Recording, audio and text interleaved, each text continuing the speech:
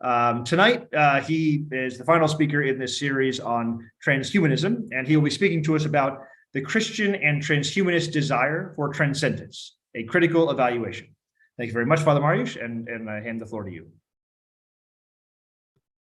Thank you very much, Father Thomas, for this kind introduction. And I will now switch to the presentation mode. I will share with you my screen with the presentation. So I hope you would be able to see it. Okay. Yes, I will speak about the topic that was announced by Father Thomas in a sort of summary of this mini series that we had on transhumanism, human enhancement, trans and posthumanism. So we begin with this, acknowledgement that yes, one of the central longings of the human nature is this desire for transcendence, or for the transcendent. So interestingly, many claim that the human enhancement, trans and posthumanism are actually new expressions of this same old dream of the transcendent, which traditionally was associated with the sphere of religion and religious experience and hope, but nowadays is shifting towards more secular expression within, again, human enhancement, trans and posthumanism. So one of the experts in the field, Brian Greene, says this in recently published chapter in edited volume on transhumanism. He says, transhumanists, while often being atheists and in many cases anti-religious, themselves exhibit some extremely religious beliefs and behaviors. Most noticeably, transhumanists display faith in technological progress and salvation via technology, the creation of God-like entities, human or machine, again, via technology, the creation of heaven on earth, and so on. The plan he also adds that many therefore think or tends to think today that, again, quote from him, technology must replace God to fulfill those old or age-old cultural and psychological desires. So what I plan to do in this lecture is to provide a critical evaluation of these ideas along the following four categories or four aspects that I would like to address. So I will speak about Christian and secular approaches to transcendence in terms of the object of this desire for the transcendent, the subject who desires this transcendence, then in reference to the way of the fulfillment of this desire for the transcendent, and eventually I will speak again in reference to both approaches. I will speak about the metaphysical presuppositions that I think motivate them. Okay, so first I will begin with the Christian longing for transcendence. First, what is the object of this desire that we can see in the Christian context? Well, the object of desire is visio beatifica, which St. Thomas Aquinas would define as the contemplation of the divine essence face to face. Most importantly, even if this unique insight into God's essence is of which we speak will be held by human beings, we must not forget that the object of this desire, and this is very important, is still God, and first and foremost God, and not a human nature in its perfected form. Therefore, even if human nature needs to be transformed and in some respect transcended, the ultimate goal of the transformation of which we speak is not the higher perfection of our animal and specifically human dispositions. So even if they are indeed enhanced or will be enhanced on the way, its final aim, again, is the sanctification, right? The Eastern Christian tradition refers to it as divinization. which we may define as a new openness to sanctifying supernatural grace that enables us or will enable us to enter the contemplation of, again, God's very essence and sort of intimacy with the Creator that goes beyond our current capabilities of our conscious and emotional relationality that those capacities that we have right now. So this is important from the Catholic Christian perspective. Moreover, while the act of contemplation of which we speak will have no end, we know from Revelation that it will be perpetual. It does not presuppose or require the continuation and prolonging of the present life and the present state of human nature at all costs, right? But is open for it to be radically transformed.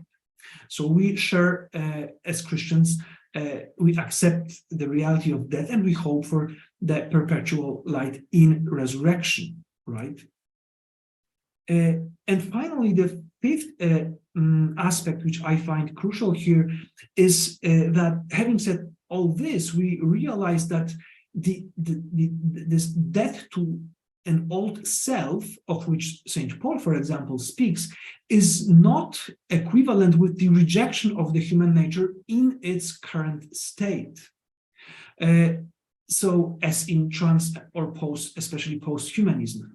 So we deeply believe as Christians in this principle of continuity between ourselves now and what we will become in the life to come. So this is the way in which I would define the object of this desire. Again, this is Visio Beatifica, which is the contemplation of divine essence. So this object of desire is this, again, contemplation, and therefore an insight into divine essence and not necessarily our human nature.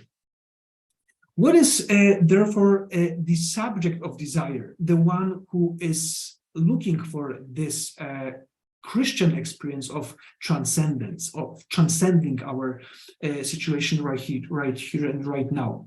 First of all, recognizing the contingent and imperfect character of our desire for, our existence, Christians longing for the transcendent find it good and desirable to be humans that they are. So what is characteristic for the Christian anthropology is, well, a fundamental anthropological optimism. And yet, at the same time, we are also aware of the fact that while we are positive of being human, we are also aware of the ongoing process of redemption of the nature in which we participate. We acknowledge that although the work of redemption is fulfilled once and for all in Jesus' passion, death, and resurrection, its reception and actualization of this new life that Jesus gives us through his death and resurrection, the acceptance on our part is still in progress. Therefore, we may say that the awareness of this fact takes place in those who are in the process of recovery from original sin and actual sins and their repercussions, which we define in classical theology as wounds of the body and of the soul. One of them is concupiscence.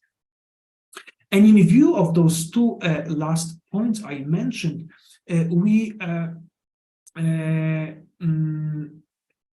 are aware of the fact that a careful and thorough evaluation and judgment is always necessary in reference to each means that leads to this desired and anticipated end and transcendence of our human nature as we know it in this life.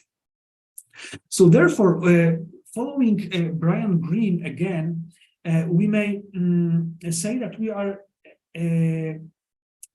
aware, or we acknowledge, or we develop, actually, maybe this is the best term, we develop two complementary scripture-based perspectives as Christians.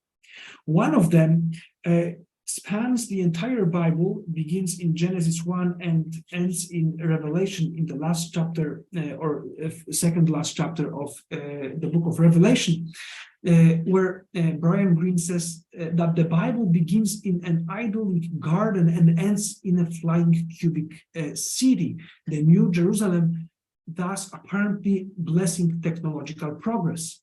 In Genesis 1, the sea represents primal chaos, but by Revelation 21, verse 1, the sea, we learn that the sea was no more. Chaos is eliminated from reality and all is finally ordered. Therefore, technology can be construed as humankind's quest to remove chaos from nature, to slowly roll back chance and eventually put everything under orderly control in imitation of God's own action. This is one perspective of which we are aware, we find it true, and we find us as participating in this perspective. But at the same time, Greene says that this same technology is like a bandage on the lethal wound of original sin. Here he refers to God clothing Adam and Eve with animal skins, replacing their crude clothing of leaves. Therefore, technology is good and is developed and applied by us, but we are fallen humans, and therefore it may turn, or rather they, human beings, may turn it against themselves. So as Christians, when we think about the subject again of this desire, this is human being who is powerful and yet is sinful. So those two approaches or two aspects of our approach to technology must be taken into account from, again, a Christian perspective. When it comes to the means that we have to achieve this perspective of transcending our nature as it is right now in this life, we may speak here about transcendence or transcending our nature from within and from without. What do we mean by that? Here, Richard McKenney says this.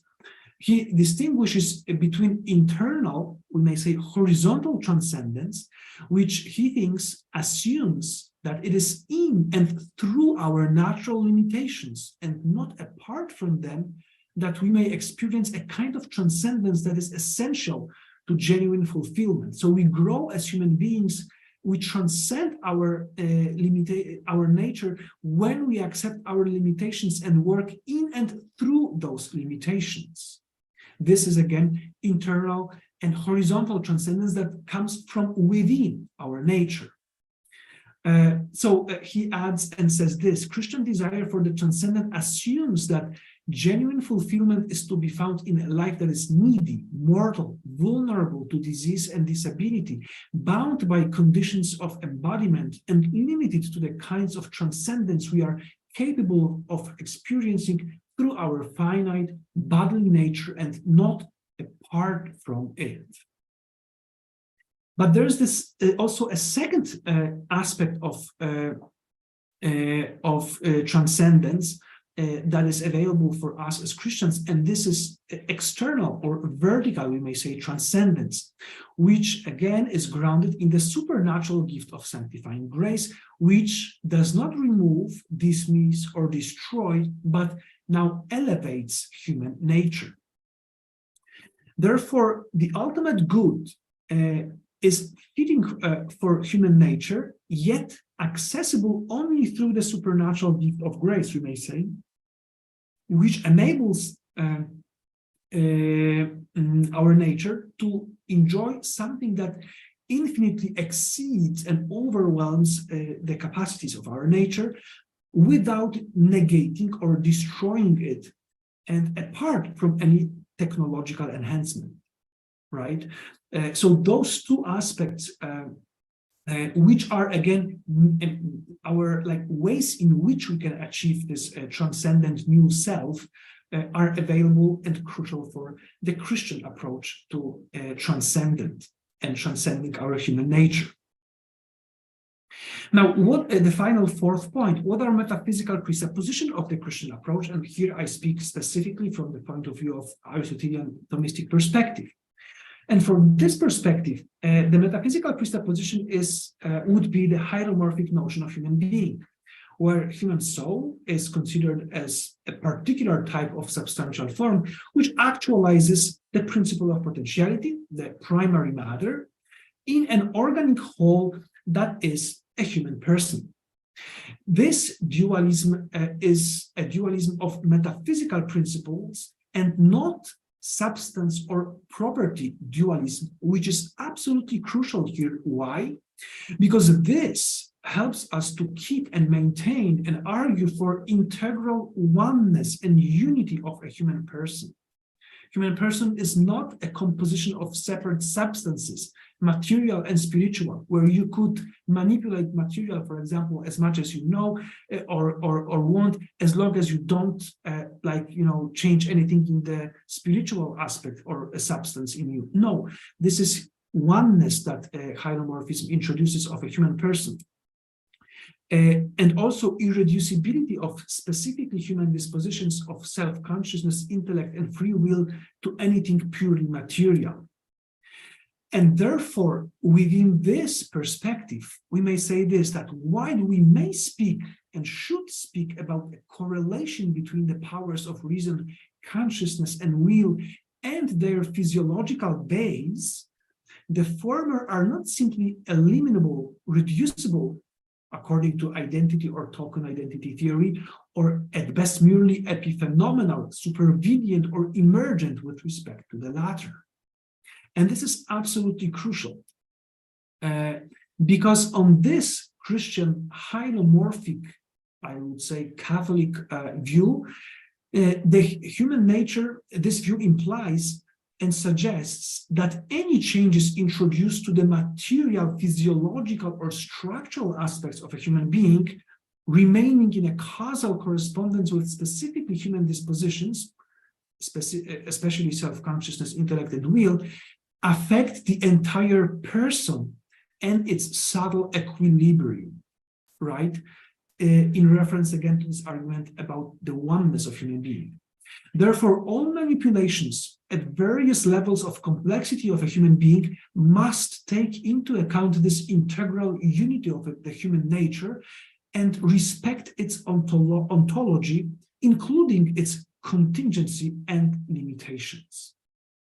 So this would be the assessment of the Christian longing for the transcendent. Now let's move to the trans and post-humanist longing for transcendence. Now, what is the object of desire here?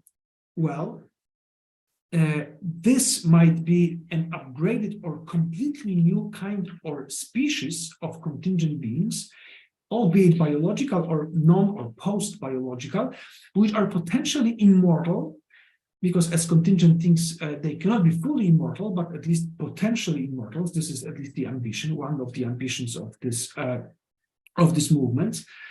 So this new species, or we may say that again, the object of desire would be new species characterized by either already known human features brought to their higher, well, maybe ultimate perfection if possible, and or some possibly new post-human yet still human-like characteristics, right? A new species with this type of characteristics. So what is important here is that the transcendence here we can already see is relative in post and trans and post-humanism, because they are in search of and I quote here, methods which may make it possible to increase human health span, extend our intellectual and physical capacities, and give us increased control over our own mental states and moods. This is Bostrom. Posthumans might shape themselves and their environment in so many new and profound ways that speculations about the detailed features of posthumans and the posthuman world are likely to fail. But notice that here, this transcending human nature is again perfecting the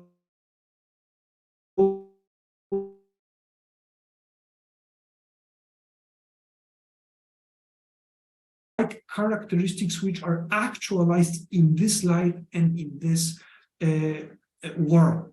Okay, so that's why I think it's a relative transcendence with respect to the Christian transcendence, which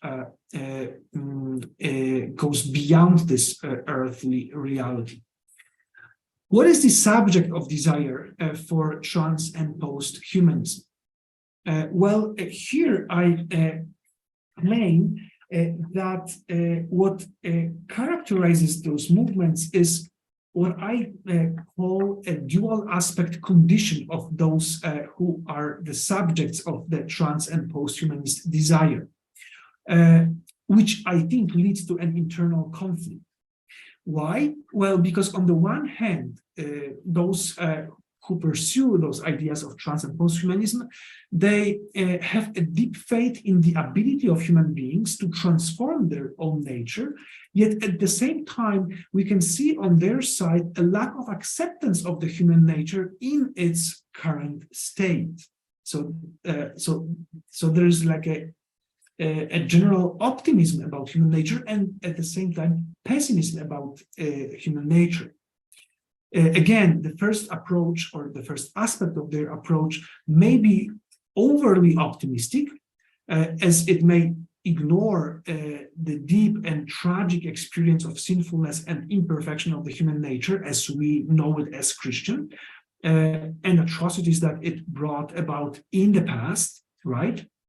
Thus, we may say it sounds utopian, and we may refer it to the Christian heresy of Pelagianism. And at the same time, the second aspect of their approach is or might be overly pessimistic.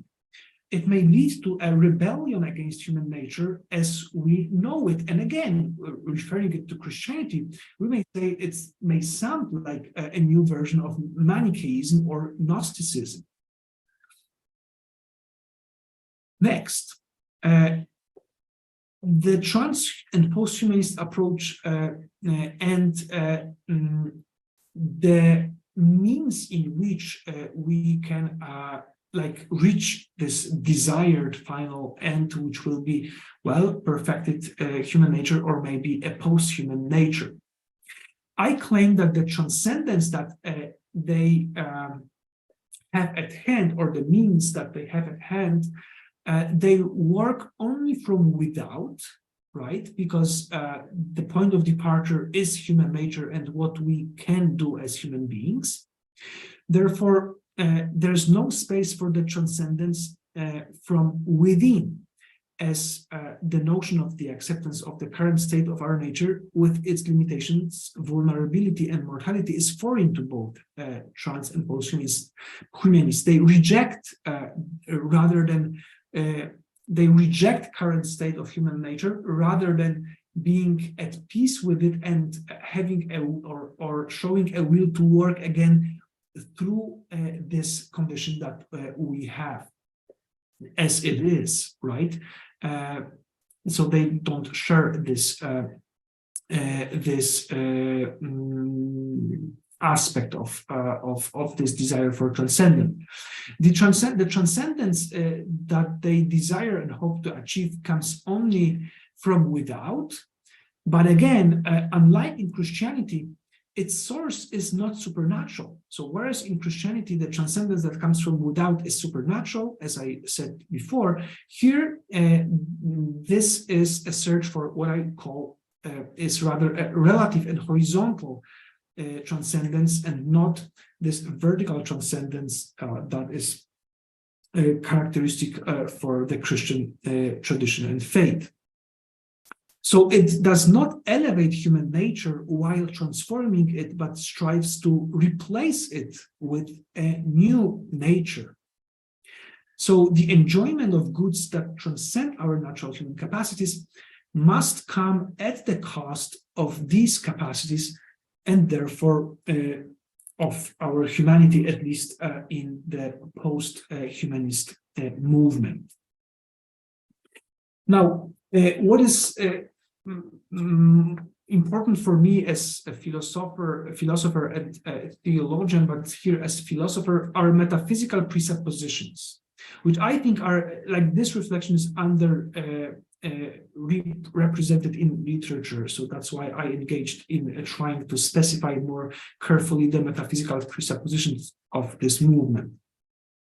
So when we may learn about this, because they don't state what their metaphysical presuppositions are usually, so we should look into what they claim trans and posthumanism will bring us. So when we think about the promises that they give us, and you have them now listed on your screens: extending human lifespan, modifying human traits, and so forth, many hopes that they have and promises that they make. What is important for us, that they claim that they are already doable or possible in the near future due to the biotechnological industry.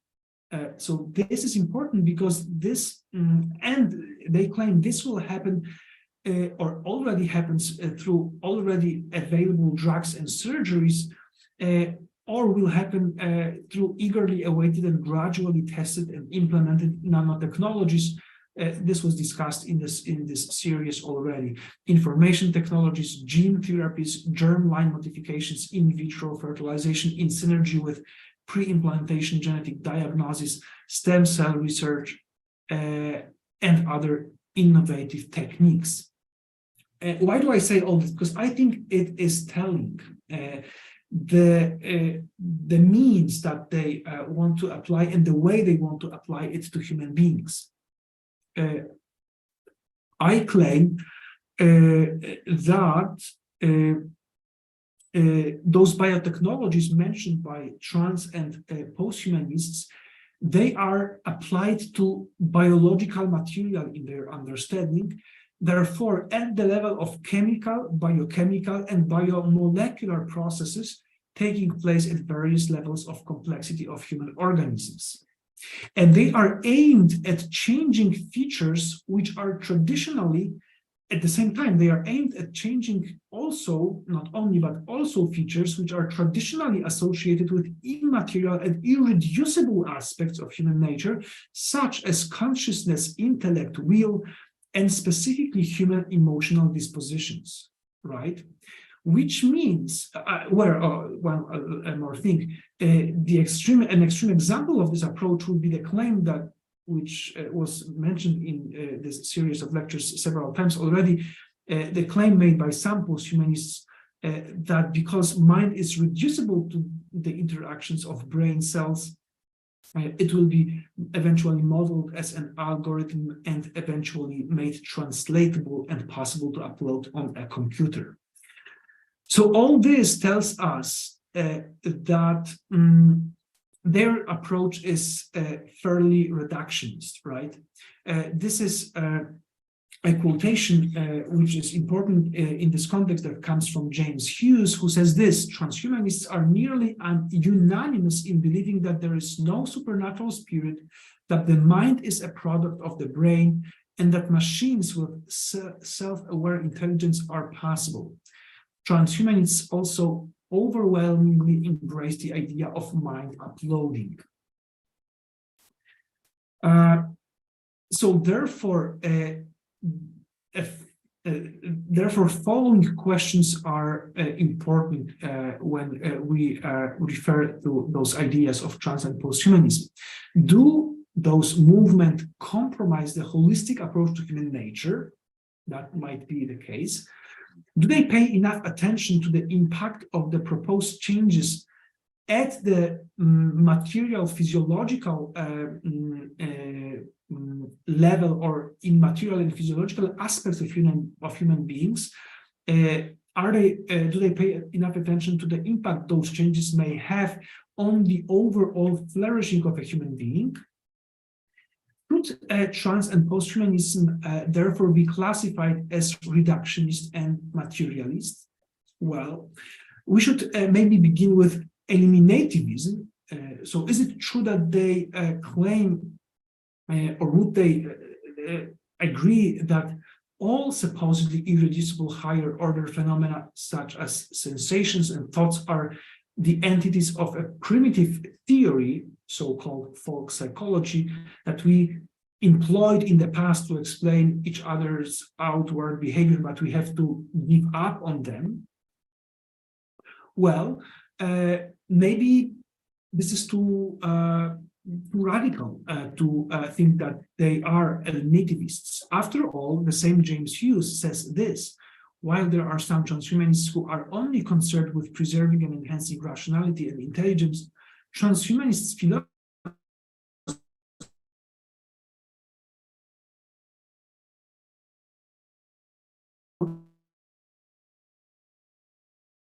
you cut out there for a moment, Mariusz. Hold on. Let's see here. Sorry, Mariusz, you're cutting in and out a little bit. Are you back? Shoot, I'm sorry, you're cutting in and out still. One better moment. now? Okay, I think you're back. I think you're back. Okay, thank you. All right, so you were reading the quote from Hughes. Okay, thank you. Yeah. So you have this quote on your screens. So I believe you read this. So maybe they are not eliminativists. Well, I claim that they may be closer to the identity theory, where higher level complex phenomena are considered being real. So they wouldn't like to get rid of those higher order phenomena and claim that they are unreal, but they are equivalent or reducible to their lower level physical basis. So such that you can shape and model those higher level complex phenomena at the level of a lower level physical basis. So for example, Patrick sees red would be equal to a C neural network is active in his brain. So I claim that this identity theory actually, I think, properly describes, this is my claim, metaphysical presuppositions standing behind trans and posthumanism, and their conviction that those various phenomena, which are again associated with our consciousness, intellect, and will, and emotions, can and should be manipulated on, or even designed at the lower chemical, biochemical, and biomolecular fabric of our human being. So I think this is the metaphysics that inspires them, even though they don't openly acknowledge that. Now, what is the critical evaluation of this approach? Well, not questioning the reality of the correlation and possibly causal connection between conscious, mental, and volitional and emotional phenomena and their grounding in specifically biological matter. This, I think, we have to acknowledge, and because this is what science tells us today. So without questioning this correlation and causal relation here, the problem of trans and posthumanism is the reduction again of the former to the latter, right? And what comes with this is this encouragement of a selective, experimental, if not totally frivolous manipulation and design of higher level phenomena in human or post-human beings. That might be considered as being problematic, because what it brings is this attitude of compromising the holistic approach and the delicate equilibrium of which I spoke before of a human being, not only at the levels of energy management, chemical, biochemical, and biomolecular constitution, but also considering philosophical and spiritual aspects of the human nature. Therefore, my claim would be that and this is not only my claim actually, but those who are more skeptical about trans and posthumanism, they claim and emphasize that human nature should be treated as a precious and valuable gift that needs to be protected, not something that can be freely shaped and changed, a tentative sort of proposal that we can accept or change at our discretion.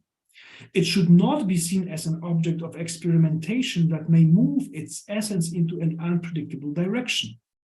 Now, the fact that we have tools that may make it happen does not mean we should consider ourselves to be entitled to actually do it. So this is the first round of criticism. Here comes the second step of the critical evaluation of this approach.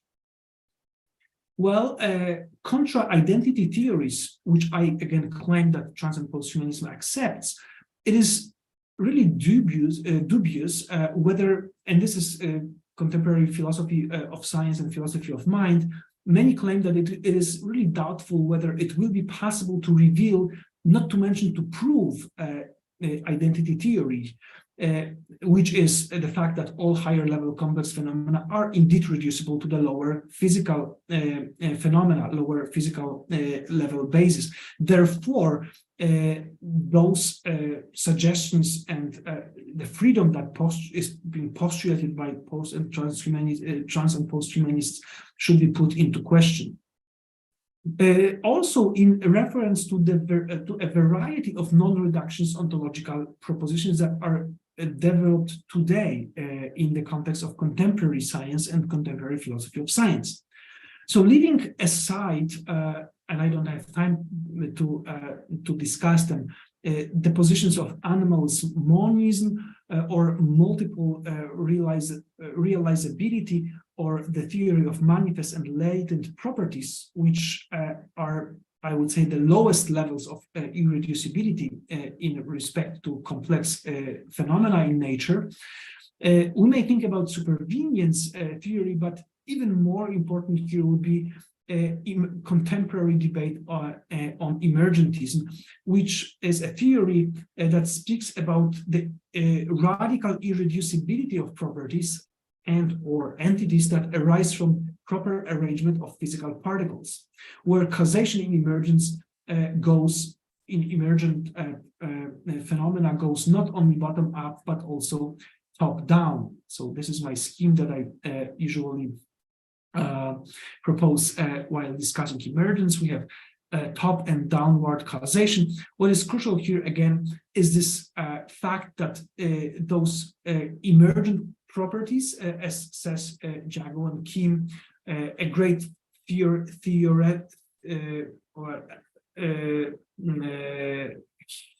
discussed theoretically the theory of emergence. I criticize it actually, but his insight was really, really important in this entire debate. He emphasizes this fact of downward causation, right, which is a causation that is exercised by on the higher level of complexity of matter, and you cannot reduce, according to this theory, reduce it to the lower level physical base, which again means you are not completely free to shape them, those higher level properties at the lower level base, because you may be destroying something very precious and very delicate that shows on this higher level of complexity. Complex phenomena, therefore, according to the emergent theory, are located in time and space, and their existence is explained by physical objects. Many of those emergentists, they claim or they call themselves, classify themselves as emergentist monists, but at the same time, those phenomena are irreducible and framed within the homeostasis of the whole, and therefore it seems therefore that both supervenience, which I don't have time to discuss here, but both supervenience and emergence theory, they should perceive higher level phenomena as being ontologically more than their lower level constitutional basis. And I claim that they most likely would support the appeal to apply a far-reaching caution in the implementation of the postulates raised by the proponents of trans and posthumanism. So I discuss this to show that it's not only the classical tradition that would be skeptical about ideas of trans and posthumanism. Also, in contemporary philosophy of science, we will find approaches to complex phenomena that would rather be skeptical about at least some of the techniques and technologies that they would like to introduce. And then we have the revival of hylomorphism. I emphasize this also because today we have not only the classical hylomorphism that survived and is still being taught, but we also have a new contemporary versions of hylomorphism in analytical philosophy.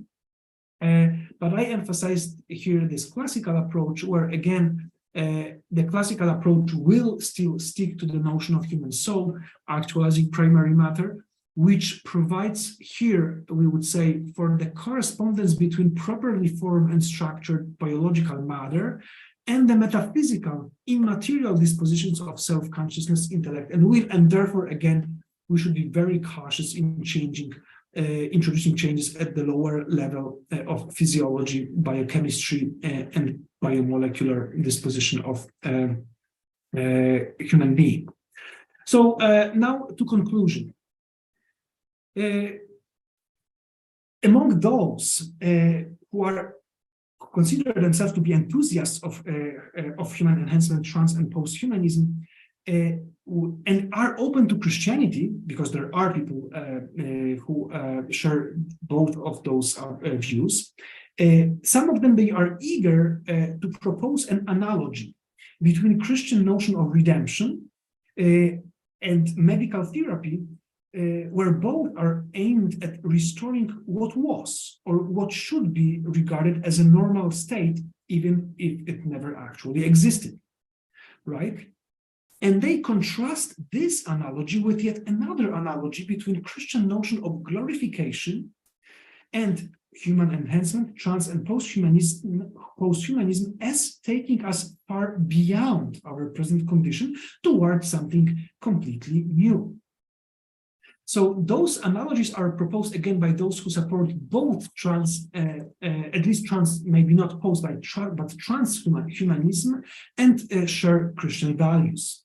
But I believe that my presentation helps us view such proposal and those analogies here with a necessary dose of skepticism. While the centrality and depth of the theme of the transformation in Christianity remain unquestionable, we must not forget that the processes of being transformed into a new human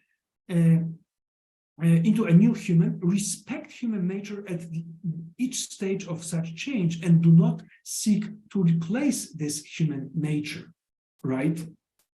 Again, I'm sorry, I'm moving too fast with the slides.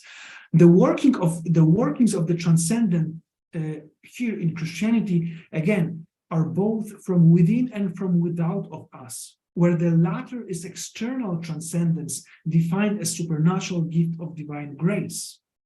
Therefore, this perspective is lost and replaced in a way in trans and especially post-humanism, where the transcendence of which we speak is relative, and the workings of the transcendent are only from without, and yet those workings are not really transcendent with respect to our nature. They are actions still of human beings who simply want to change or maybe move its own nature to yet another new type of nature. Okay. Christian open. So shall we or should we criticize all three of them: human enhancement, trans, and posthumanism? Well, we may think about Christian tradition and Catholic tradition as well as being open maybe to human enhancement, mitigating or eliminating certain effects of human vulnerability, susceptibility to disease or premature death, or maybe partially overcoming some of the human limitations. Why not? But we should be very careful about, and what is not acceptable for us and should not be acceptable for us is the idea of radical alteration of human nature proposed by trans and posthumanism. For I reach once again to Gerald McKinney. I like this, and I share this view. It is precisely this nature, and as far as we know, only this nature, that grace grants participation in the ultimate good of communion with God in its highest form. in all its vulnerability, neediness, and finite limitation, and in spite of its corruption by sin, human nature is good and is to be recognized and valued as such because it is the being with this nature whom God has chosen to enjoy the highest form of communion with God. So how shall we therefore treat, if we remain radically skeptical about trans and posthumanism, should we treat it as a utopian agenda, which Gerald McKenney says or claims combines a Nietzschean sense of dismay at the thought that the human being might not become all that it is capable of becoming, with a quasi-utilitarian commitment to the promotion of the good in abstraction from the question of whose good it is, right? So shall we share this radically skeptical and critical approach to trans and posthumanism? Or maybe we could see in trans and posthumanism a challenging yet promising conversation partners, those who support those movements, who recognize imperfection of the human nature in its current state, recognize human desire for transcendence and believe it is not in vain, promote an active engagement in improving human dispositions, and hope for a perpetual existence of human beings. Now, they may look in wrong places for those things, but maybe there is a space for us to enter into a conversation with this entire movement. And I will end this lecture with leaving this question open. I guess each one of us should try to answer this question, how we should treat trans and posthumanism. Thank you for your attention.